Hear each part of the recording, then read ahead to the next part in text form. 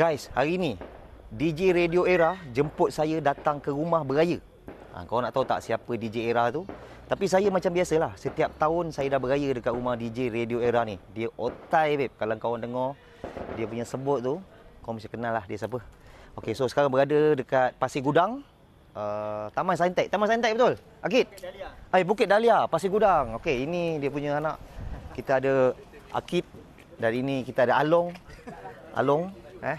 Okey, dah ini kita punya sepupu-sepupu. Okey. Ya, saya. Okey. Ini semua sepupu-sepupu ni Dan ini DJ Otai. Ya Allah, hai. Hai, ya Allah, hai. Tiba-tiba datang nak kena buat interview pula. Setia, saya memang nak buat video dengan Abang Najman banyak kali. Dekat sikit, jauh sangat. Nampak separuh. Selamat Hari Raya, Selamat Hari Raya, Mak Azir Batin. Nampak je teman? Selamat Hari Raya, Mak Azir Batin. Salam 00. Salam 00 sama juga. Tapi sebenarnya tadi saya dah makan sebenarnya. Dia punya nasi biryani tu. Siapa masak? Abang Najman masak? Itu resepi istimewa. Abang Najman masak? Bukan abang masak. Kalau abang masak bukan nasi biryani. Nasi apa itu? Tak berani. Tak berani. Nasi Yang penting tak berani kerana benar.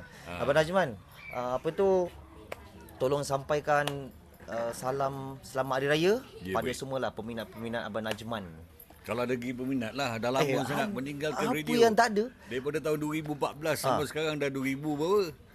Okey, ramai yang nak tanya Abang Najman ni sebenarnya berapa tahun dah dekat dalam radio? Dalam radio memang lama. Daripada Best Sonopo 7 tahun. 7 tahun. Radio Era 7 tahun. Yang terakhir Sinar FM 11 tahun. Oh, lama. Total? Total kira lah.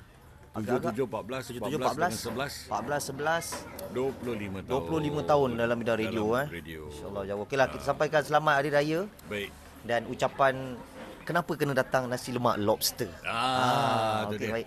Baiklah, di kesempatan ini saya ingin mengucapkan selamat Hari Raya kepada yang mengenali saya daripada zaman dulu. Kan, kalau yang menjadi peminat saya lagi lah. Kan, ketika dia berada berkhidmat di radio.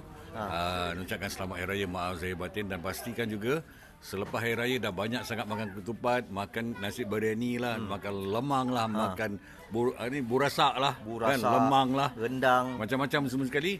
Raya ke berapa buka? Hari Jumaat ni buka. Hari Jumaat berapa hari bulan tu? Jumaat apa, 3 hari bulan lah. 3 hari bulan. 3 hari bulan. 3 hari bulan datang makan nasi lemak lobster JB padu be. Padu. Lagi satu Abang Najman. Diorang rindu Abang Najman punya ni. Tagline. Tagline Anda bersama saya Nun Jim Mim Nun. Tintin Ponpon. Baik, Tintin Pompon. Okey, saya nak ucapkan selamat Hari Raya, selamat Aidilfitri, Maaf Zahir Batin. Kalau berkesempatan jangan lupa bercuti datang ke Nasi Lemak Lobster JB. Saya berpastikan